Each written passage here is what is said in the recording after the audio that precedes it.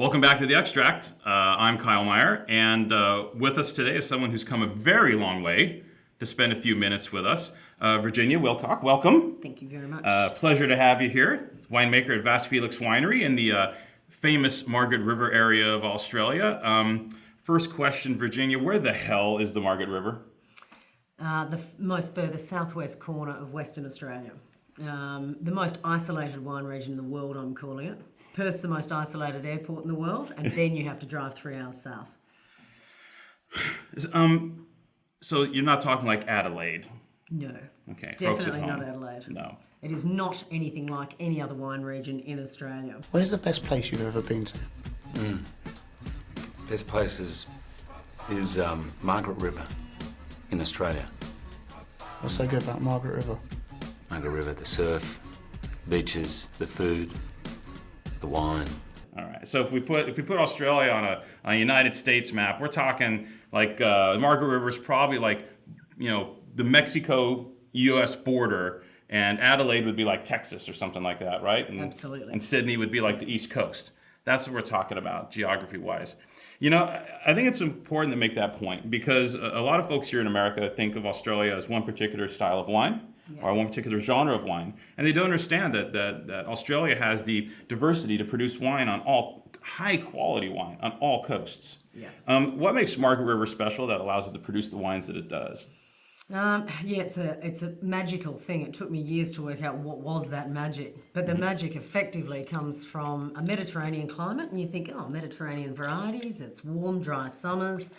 But there's this ridiculous maritime influence, a massive cold ocean out to the southwest corner of Australia. You've got Antarctica to the south. South Africa's a hell of a long way away to the west. Massive bit of cold ocean, and all the weather comes across that ocean. So you get this beautiful preservation effect of the fruit while you've got sunshine, vines photosynthesizing, things ripening beautifully. The fruit flavours and aromas are all preserved by this cooling wind during the afternoons, and it just creates magic, I think. This Margaret River, it's like an outcropping, isn't it? Yeah. Like what kind of size are we talking about? 'Cause when you look at it on a map, and we'll pop that map up there, but it's like this big kind of square that juts out, right? Yeah, it's 3 sides of ocean.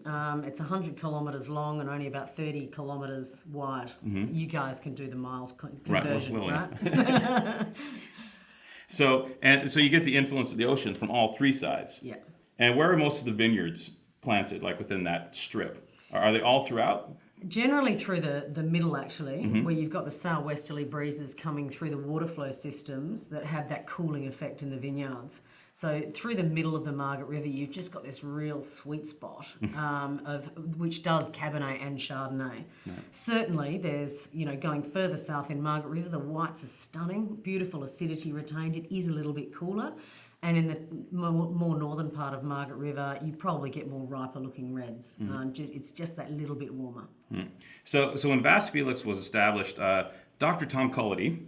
Was he lucky in 1967? Was he smart, or was it a little bit of both? I think he was completely mad. He basically, he was a cardiologist. He worked really hard. He'd get in his little Peugeot and drive down to the Margaret River, which was probably a 5-hour drive then, over dirt roads. Yep. Planted this tiny little vineyard, 1967. The challenges, the beautiful natural environment, the birds, the kangaroos, all these challenges that are, eating the vines. Finally, in 1972, he produces his first Vasse Felix wine, which was a Cabernet Sauvignon. And the rest is history.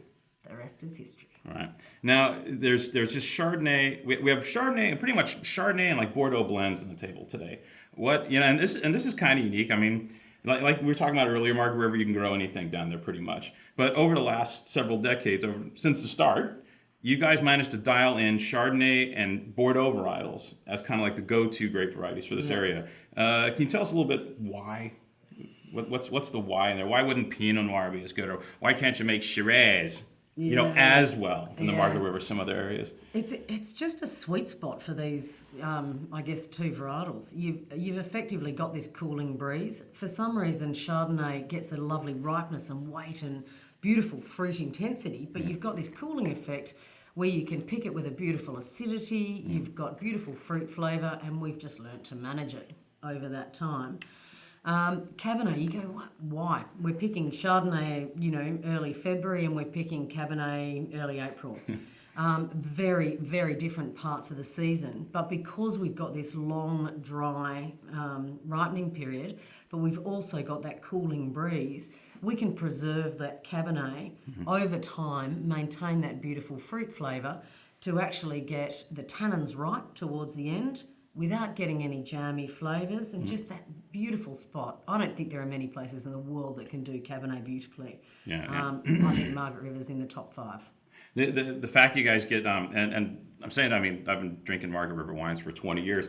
The fact that the wines can be so rich yet so vivid, that there's a roundness and a richness. They're broad shouldered, but they're kind of electric. And it's because of that particular situation that you're in. Does clone have anything to do with that? Because I know we talked about the Mendoza clone, this Gingin clone, that we don't hear much about here in the States. Does that have an impact on the stylistic, bent of these wines? Absolutely. And look, it goes for the Cabernet as well. Because Western Australia is so far from the other regions in Australia, most of our clonal influence came from ships, and quite often from South Africa. It came across the ocean. The cuttings arrived in Western Australia, late 1800s, early 1900s, and then they were multiplied down to the Margaret River.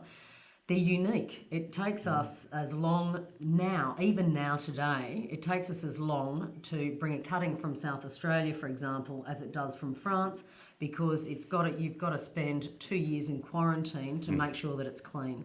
So the Margaret River is phylloxera-free, everything's on own roots. It's a really pristine, clean environment. And we were just lucky in the early days that by freak chance they brought in clones that were beautifully suited to our environment.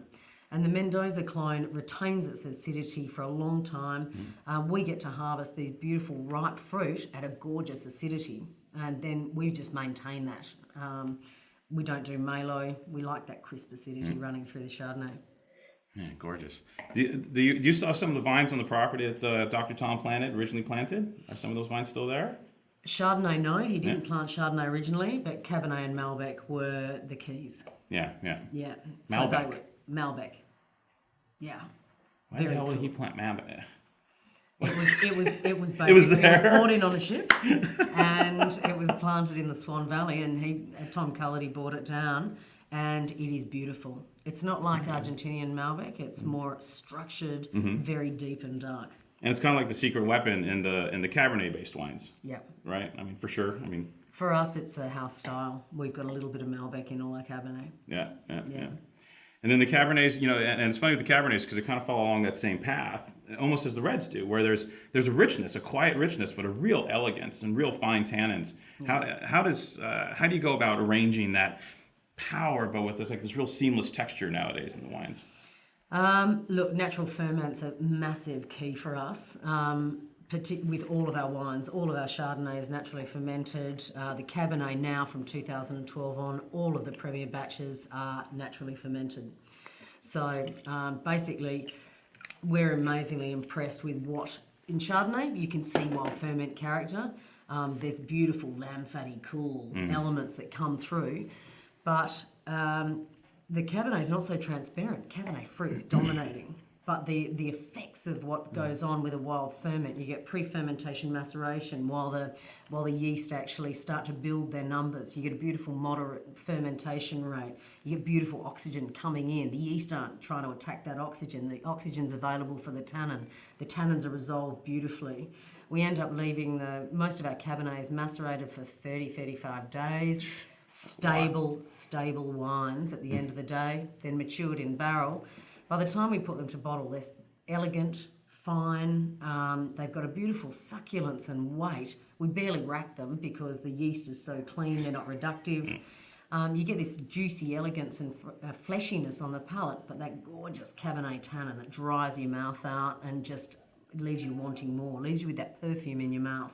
And the perfume is so pretty from Margaret River.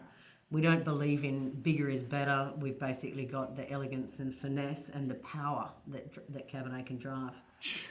Is this like the dream winemaking job, right? Like, do you pinch yourself every wine? I mean, think about how many other winemakers on the planet get to work with own rooted vines, wonderful natural yeasts, no phylloxera issues, perfect growing conditions. It never rains at harvest, does it? I mean, we're not talking Hunter Valley where it's ass backwards and they get dumped on when they're going out to pick grapes. Yeah. I mean, you guys are like just about every year, right? Yeah, the jealousy internationally from the Margaret River region, we've just had 8 magnificent vintages in a row. That's not fair. That's not fair at all. That's no pressure to pick. It's just unbelievable. So we are in a sweet spot, and yes, I am the most blessed winemaker in the world.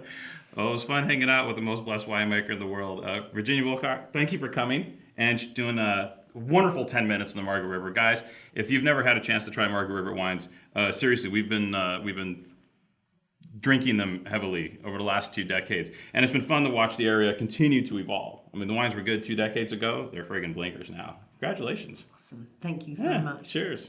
Cheers.